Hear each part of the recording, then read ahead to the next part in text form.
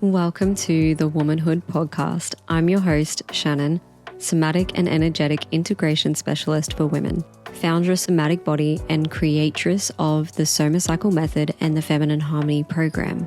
And I'm here to inspire you to reclaim your rhythms, remember your wisdom, and root into your womanhood. Each week, I'll be discussing topics centered around our womanhood from a multifaceted somatic and energetic viewpoint, weaving together both science with spirituality and masculinity with femininity. We'll be talking cyclical natures and rhythms, intuition, instincts, ancient womb wisdom, and grounded embodiment strategies. Find yourself a cozy space and let's get started. Have you ever had a dream that, you wake up and it felt more like reality, or actually more than reality itself? Or, a gut feeling that whispered something before your mind could even interject and explain it, because the mind likes to conceptualize things. We're here in this episode today to explore the third eye through that somatic energetic lens and to discuss our dreams and how dreams are a mirror or a message from our inner communication, our intuition. We're here to look at the third eye and how, to me, that represents perception and insight and remembrance. We're here to discuss the four body healing system, how all four bodies are interconnected and form the whole body, the full body wisdom that we all have within ourselves. And it's there, we just need to remember it, remember the path to it and how to access it. I truly believe that remembrance, the word itself, is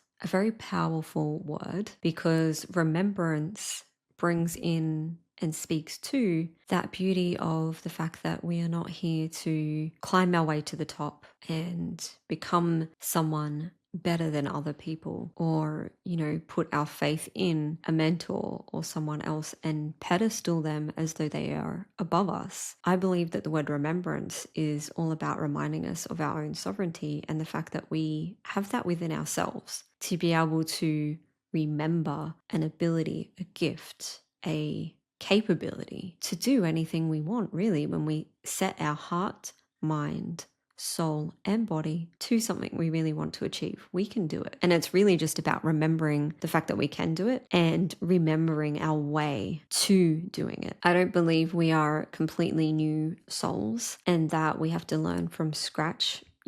As we are born into earth, we have things that we experience, things that we do learn from in that sense. But I don't see it as learning. I see it as experiencing and remembering. And this is what we're here to talk about, which is why I'm saying bringing your dreams to life doesn't have to be complicated. It can be very simple. And we're also here really to differentiate that intuition and higher consciousness and that remembrance from fears and that reactive survival behavior. Neither of them are better than the other, but we're here to differentiate between the two. And that's why I'm focusing more on the third eye and perception and intuition today. But in order to really understand what that is, we need to differentiate that from what instinct and fear-based thoughts are. It's one of the questions that came up for me in my late 20s, like quite strongly. And I see a lot of people battling with it themselves, when they're trying to develop what they like to call their psychic abilities or their intuition. There's that battle of, is this thing coming through, this gut instinct, again, using the word instinct, or this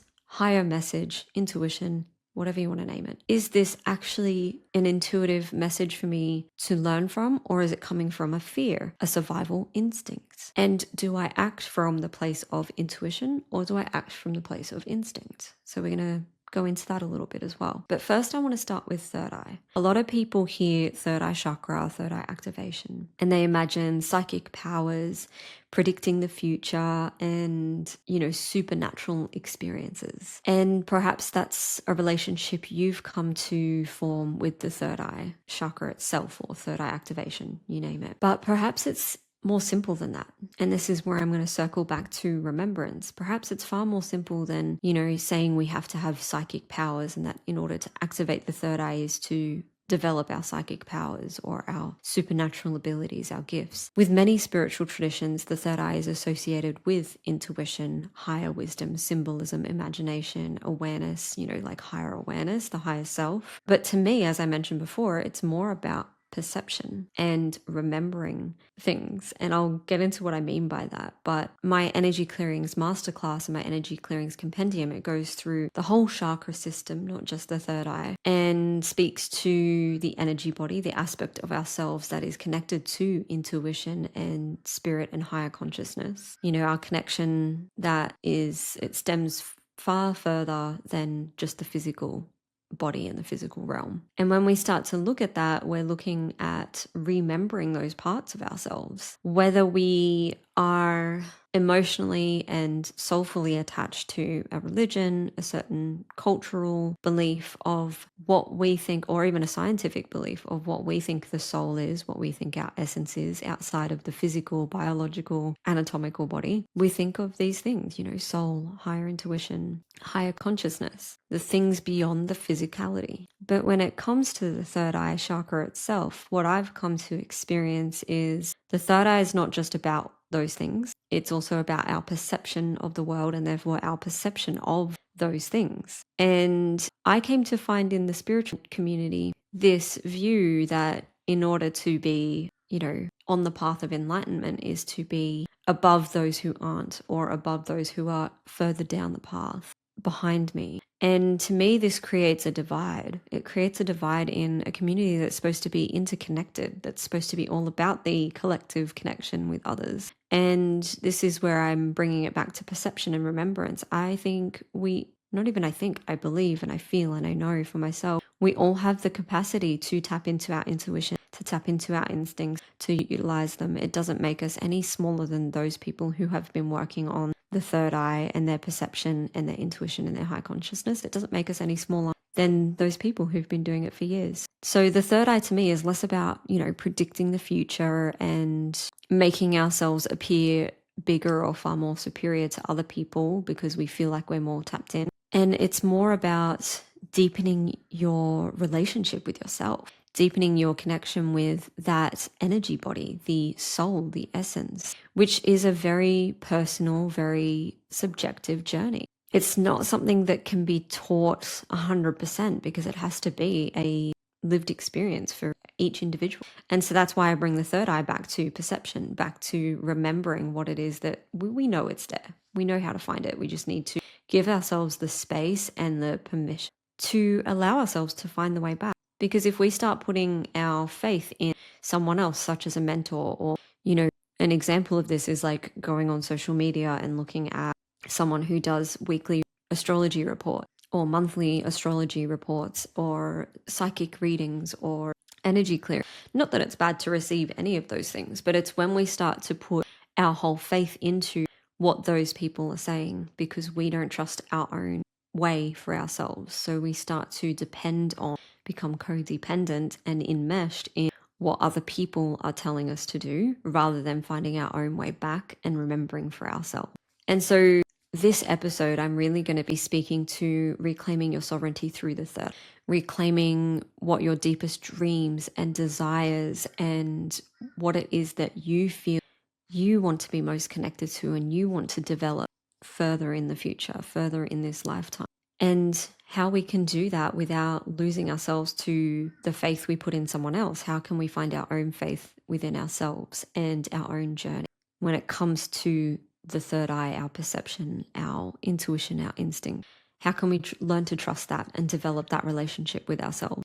So now I'm going to dive in, with all of that said, I'm going to dive into the 4 bodies and how this works with our intuition. I often will talk about the 4-body healing system. We have the 4 bodies that make the whole body: physical, mental, emotional, and energetic, that being the soul and what connects us also to the collective energy. The physical body communicates through sensations, through tension and relaxation, through signs and symptoms in the body, you know, anatomical, biological, physiological workings. This is what the physical body is. The mental body communicates through thoughts, stories, and analysis and conceptualizing things. It's where our conscious part of our mind is, the things we are aware of very clearly, like our thoughts and the concepts that we form in order to make sense of the world around us. Whereas our emotional body is where we start to go more into the semi and subconsciousness. And so the emotional body is what communicates through emotions, emotional reactivity, and feeling-based responses and desires and sensations. We have sensations in the body, but yet we can also relate to feeling emotions within ourselves as well, within the body. It's not necessarily physical, but we feel it within us. Just like with our thoughts, we feel our thoughts within us. And so this is where we start to see it all connecting. And then lastly, we have our fourth body, which creates and forms and merges all four bodies into the full body, the energetic body. And the energetic body, or the soul, you can think of it as the spirit or the soul within us, our essence. This part of our body communicates through intuition, through inner knowing, through symbolism, synchronicity, and dream states. When it comes to instinct and differentiating that from intuition, we have the instinct. It can come through with the energetic body, but our instinct tends to come more through emotionality and physicality. Those unconscious or those subconscious reactive states is where our instinct tends to come in, because that's our survival. And historically, when we look back to the Neanderthal days, the Neanderthal and Stone Age days, where we had the caveman and even tribes were needing to survive, our instinct would have been found more within our physicality, our physical body. But we also were so physical that we weren't in our mind so much. And so we were able to then feel all four bodies. We were able to communicate with all four bodies within ourselves and have that relationship. Whereas we look at today's society, and I spoke to this point last episode where we were talking about how today's society isn't so much that physicality of needing to survive physically as much. It tends to be more focused around technology and the mind. And that's where the mind becomes our more dominant body in today's society more often. And so when we come back and circle around to that intuition and that instinct, intuition does come through more the energetic body, the soul, the essence. Intuition tends to come through more with the physical body when we sense that we are physically in danger, or it could be an emotional attachment from a previous experience where we previously felt unsafe, or we actually were unsafe physically. And so that's where the emotional body can be tied into the instinct as well. And even the mind, the thoughts, the memory of these things, but it's often instinct will kick in when the emotion, the fear comes in. That's an emotion, right? Instinct will kick in with the body will respond as well. And so these are the four bodies. That's an example of how some bodies can interconnect, like the energy body with the physical body when instinct and fear comes in, and how the energetic body can come in through consciousness in the mind. We can become aware of higher insights and our own messages through the energy body, but we're mentally registering it on a conscious level. So that's another example of how all four bodies can intertwine as well. And so when we really start to consider how all four bodies form together, how intuition and instinct play a part in the third eye and that epicenter where our insights come through, we can really start to look into, what happens when all four bodies are connecting at once. And I believe when all four bodies are in sync and connecting and we are body-led, we're living through the body, like the whole body. And when I say whole body, I mean all four bodies, not just one. When we are body-led like that and we are dropped in and we're not just overthinking and dominant in the mind, or overfeeling and feeling sensitive, or shut off from our emotions and being reactive and impulsive with the instinct and the physical body. When we're in sync and there's that full body synchronicity, this is where our third eye and our intuition and our instincts can really start to merge in this beautiful way where we can develop our intuition and our instincts. We can develop a stronger relationship to ourselves. And that's kind of why I wanted to bring in the four bodies as well. Now, when it comes to the Dreamtime state, this is interesting as well. So I want to touch on this when it comes to the third eye and the third eye chakra, our intuition and instincts, the things we consciously bring in from unconsciousness, from subconsciousness, from the other bodies into the mind and consciousness. When it comes to the Dreamtime state, this refers to the state that is unconscious. It's what happens when we're sleeping. It's what can happen when we have a moment of higher intuition coming through or instinct coming through in our body responses. Like our body responds before our mind even registers what's happening. So the Dreamtime state, it's not just literally when we're dreaming and we're asleep. It's also when we are embodying and living in a more unconscious state through intuition and instincts. And for thousands of years across multiple cultures, dreams have been viewed as messages, symbols, reflections, teachings and processing mechanisms. We have psychologists who have done dream analysis, Carl Jung being one of them and Sigmund and Freud being another. We look at that dream analysis and that curiosity. It's like, why were they curious about that? What was the depth and the learning and the experience, which I believe to be a remembrance for them and unlocking for them? of something they already knew. The path was already paving. They were instinctually following that desire to want to know, to want to understand on a conscious level. And so, yeah, across multiple cultures and history, we have this curiosity with the Dreamtime state, with that third eye activation, that chakra activation. And I truly believe, because that is the pathway to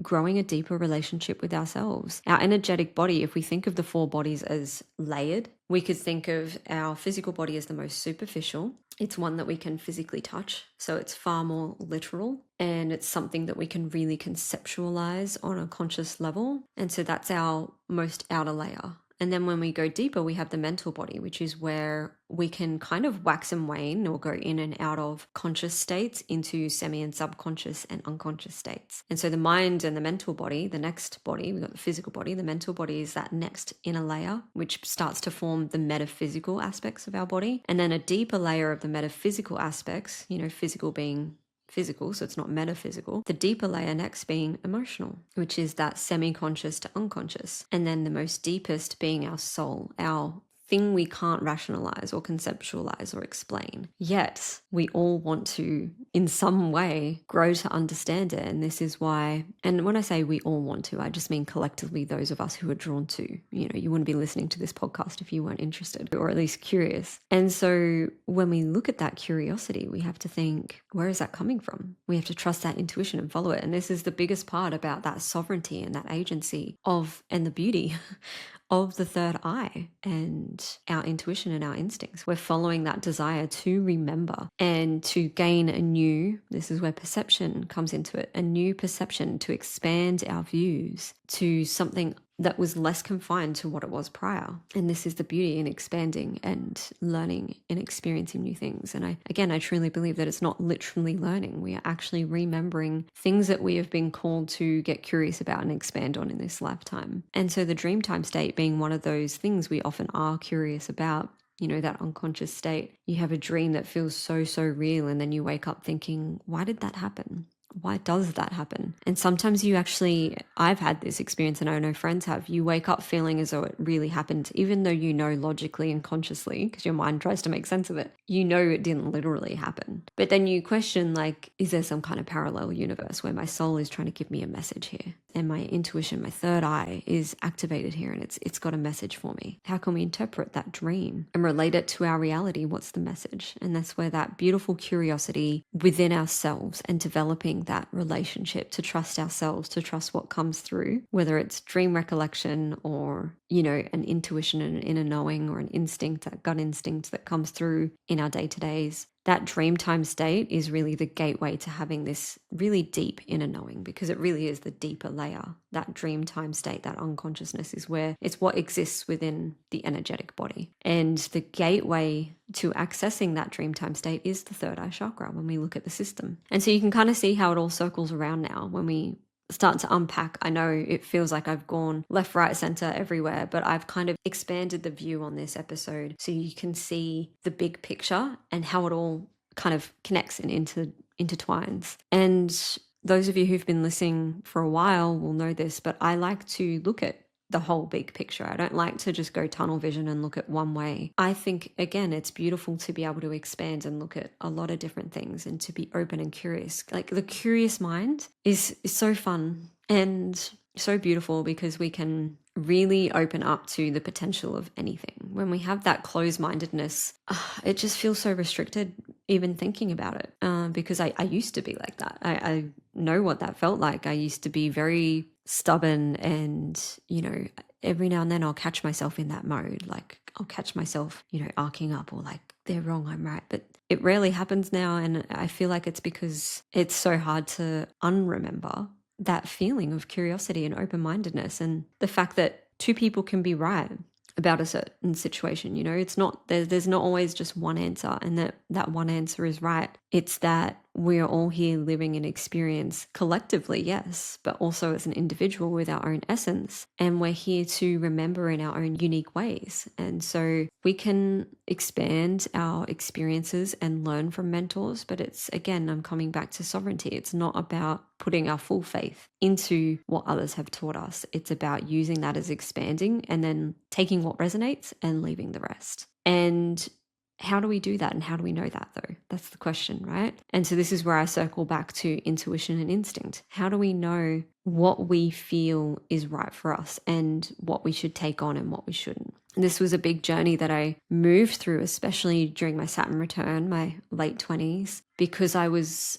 friends with someone where I, like unconsciously, but I was choosing in an unconscious way to take on everything they said as golden, to pedestal them because they were or claimed to be psychic, to be far more in tune, and made, I don't think they consciously or were intentionally making me feel that way, but it made me feel like they were far more superior to me, so I should look up to them and that everything they say is gospel and I should make my decisions based off that. When we catch ourselves doing that, making decisions based on someone else, we need to question that and question why it is we're putting faith in someone else over our own selves and what it is we feel. We need to honor what we're feeling. Even if what they say turns out to be right later down the track, we need to honor that we're on our own timeline, our own journey. And if they say something, because say they are picking up intuitively, it's not that she wasn't, this friend of mine, they are picking up intuitively that that's where it's going. It's like we need to respect our timeline and where we're at too, and the journey that we want to take for ourselves to get to that point and how we want to get to that point. And so yeah, we really need to come back to that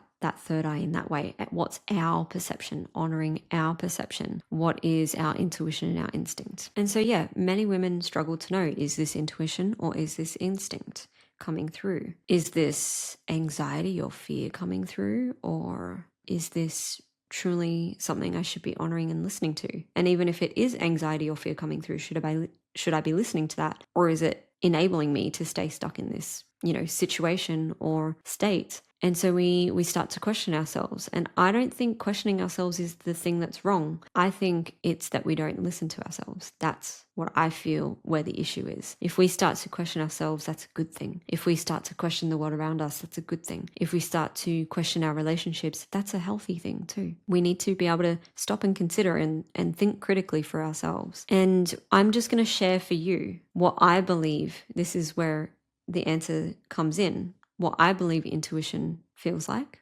Of course, I'm going to go body-led with what it feels like so we can discern for ourselves what our intuition feels like. And then I'll go through what I think instinct feels like. So I believe intuition feels quite calm, simple, unhurried, and very slow and neutral, and like a steady knowing. Whereas I believe instinct and fear often feels urgent and repetitive, like we're circling around it constantly. It feels catastrophic and dramatic and really loud and kind of exhausting, because again, it's like that circular thing. It keeps coming back again and again. It feels confusing as well. And it's not that we shouldn't be listening to our instincts. Our instincts are there as a messenger, but it's more perceiving it, again, third eye, perceiving it as the messenger. What does this have to teach me, rather than living into it? What does this fear or instinct have to teach me? Is this from a past memory? And have I been living within that previously? So we start to question, again, we come back to sovereignty. We're starting to question, where does these feelings and what we are questioning, whether it's instinct or intuition, where does this come from? Does it feel urgent and hurried and scary and loud and dramatic? Then yes, it's most likely instinct and fear-based, like a fear-based thing. And so, okay, what message does that have for me now that we've discerned for ourselves that it feels like an instinct? Okay, is the message here that I'm genuinely unsafe? Or is the message here that I'm playing into a story from a previous experience? And then we can have the opposite, where it's like, usually when it's actually intuition, we have this calmness, this steadiness, this inner knowing, and we just know. And if you're thinking, okay, well, I don't remember the last time I felt that way, then it's probably likely that you've just been living in that unconscious, reactive, instinctive state a little more than you have that intuition state. It feels foreign or unfamiliar now to be able to feel calm, to be able to feel that quiet knowing, that steadfast groundedness. And we can link this to the physical body as well, with nervous system states and how we feel in our body when it comes to stress responses. When was the last time we felt quiet and calm and grounded? That's our intuition coming through when we follow that. That's where we follow our intuition. Versus when was the last time we felt catastrophic and stressed and unsafe and hypervigilant? That's the instinct and the fear coming through and living into that. And so I feel like this topic's really important, and I hope now that I've discussed it, from all angles and brought it together, it really helps you for yourself to discern what it is for you is your instinct and what it is that's your intuition, and helps you, I guess, feel inspired is really what I want to do. I want you to feel inspired. I want you to feel, or my hopes is that you do feel inspired and empowered to go out there and find for yourself, remember for yourself what intuition and instinct feels like for you, and how both have a beautiful message for you, and that you can choose in any moment when you're tapping into that in a body-led way to live into either of the two. And so the bottom line here is that fear will shout, whereas intuition will come through like a whisper, and it'll come through quite calm. Wisdom listens, and fear and instinct shouts. And so when we start to live into that intuitive state and that calm steadiness, this is where our actual dreams can start to come to life, can become a reality. And this is where I'm going with that empoweredness. When we start to follow our intuition and learn from our instincts, our instinctive and reactive behaviors, and follow the intuition, we can really start to cultivate our deepest desires because we've built that deeper relationship and bring them to life. Ways you can do this is by dream journaling. That's one way. So here's a couple resources. You can also work on some morning reflection or evening reflections. So just having a moment to yourself in whichever way works for you. For me, for example, my evening reflection tends to be at night in the bathtub, and I'll just reflect on my day and, make mental notes of what I want to do tomorrow, how I want tomorrow to look. Again, tuning into the instinctive parts that come through, the calm, steadfast, really deep inner knowing parts that come through, and also honoring the instinctive fear-based stuff that comes through. Honoring in the sense of, I witness you, I see you, but that's not how I want to live, So we're honoring and witnessing our instincts and taking those moments to reflect, whether it's through dream journal practicing, which is where you wake up, you recall your dream, and straight away have the journal right next to your bed. Write it down before you forget, because we do tend to forget as the day goes along. Or you can have a morning reflective practice. You can have an evening reflective practice. For me, reflective practices tend to go better in the evenings because I feel like that's me reflecting on my day, purging what had occurred through the day, releasing or letting go what had occurred through the day that feels like it needs to let go. And then I also use that time to set up for my next day. Another beautiful thing you can do is visualize. So again, when I'm in that bathtub and I'm just like purging, cleansing, reflecting on my day, the good things that had happened, allowing intuition to come through as well as instinct, I then start to visualize how I want tomorrow to look, which I kind of touched on before. But I also start to visualize how my future self would look. And so for me, I've been on a journey the last 2 years, especially for taking care of my body even more. I want to do the work to take care of my physical body, my earth vessel even more. And so I start to visualize how I want my body to look. I want it to feel stronger and fitter. And so I visualize that as I step out of the bath. I'm stepping into that body. So that's another example of how we can use visualization with a reflective practice, with ways of tapping into our dream state and what our deepest desires are through the third eye. Visualization is something I also believe is very strongly correlated with that chakra as well, because that's our perception. That's our visualization is our perception, but in an unconscious state, the Dreamtime state. And so take a moment with me as we finalize this episode. I don't know if you can hear the crows, but they're loving this podcast episode, obviously, because they never come this close. But take a moment with me, start to drop into your body, start to notice the sensations, the awareness around you. What can you hear in the space around you, the noises outside? And take a moment to acknowledge them. And now start to notice the noises and sensations within your body. What can you notice within your body?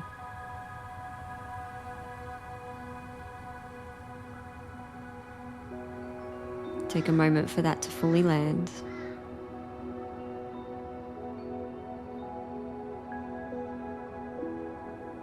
And now start to drop deeper into the body by querying what emotions and feelings exist within my body.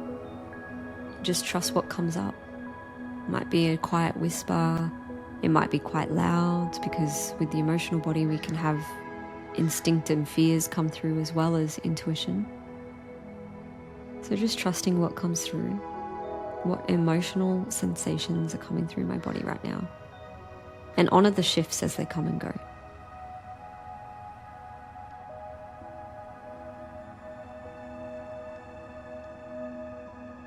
And then lastly, going that step deeper, what energetic responses are going through the body? Is there a subtle tingling sensation or warmth around the body? Something that feels foreign or unfamiliar or strange? What subtle energies do we have residing within and around our body? You know, when we start to slow down and, slowing down enough to the point where we start to hear ourselves again, this is where our intuition often becomes clearer, as well as our instinct. And so we can start to differentiate between the two, how it feels in our body. So we don't overthink it and get confused. We really start to define for ourselves what that is for us. We start to regulate with our body and build relationship with our body. And that inner state, those conditions within our body, start to become calm and grounded because we start to build more deeper awareness through that third eye, but more deeper awareness with our body.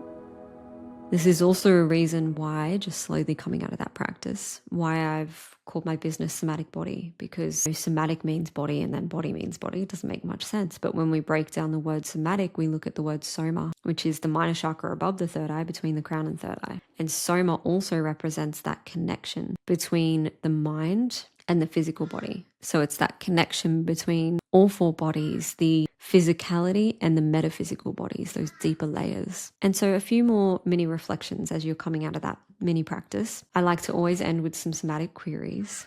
Query number 1, when was the last time you trusted yourself? And you can just close your eyes and take that in and notice where you feel it in your body. When was the last time I trusted myself? Can you think of that? When was that? Notice how your body responds to that. And as you tune in, start to query yourself this next question: what part of me is asking to be heard? As I'm tuning in and noticing these sensations from these questions. And then lastly, what would happen if I listened? What would happen if I listened to those parts of me that were asking to be heard? What would happen if I brought my awareness back to me and honored what it is that I need, rather than relying on outsourcing my faith in others? And again, questioning is healthy. Getting curious is healthy. Questioning why it is that we do put our faith in others above ourselves. The third eye, it can be understood as a relationship with intuition and awareness, but it can also be misunderstood as, just being psychic abilities and that's it. And so that's really what it comes down to, is that to me, the third eye is more about remembering and reconnecting with ourselves and building our own perception of the world for ourselves. Because as much as we are collectively connected to universe, to everyone else, we are still our own beings, and there's a reason we're here in an earth vessel with a defined essence, a defined soul. And so trust your dreams and your insights that come through as you reflect in your journals. Trust your morning and evening ritual practices, the things that connect to you. You might want to do a somatic practice during the day to reconnect yourself to your body throughout your workday, to bring yourself back to you. If you're spending a lot of time around others for your career, for your lifestyle, you might be a mother as well and you're with your kids a lot. Just take that moment for yourself, even if it's 30 seconds, to just ask yourself, what am I feeling for me? Hands on heart, hand on tummy. Just connect to yourself, connect back to you. Become body-led. I'm a big advocate for that. Use our third eye to switch modes in our mind, and become body-led. And I think that's everything I wanted to chat about today. I'll pop some resources in the caption below if there's anything you want to develop more from this episode and you feel inspired to continue your work and your curiosity with the third eye. So I'll pop the energy clearings masterclass and compendium below. I'll pop my energy sessions that I do one-on-one online below, and I'll see you next time. As we finish this week's episode, remember that you are your own rhythm keeper. So just keep listening for that rhythm and keep coming home to you. Until next time, with love, Shannon at Somatic Body.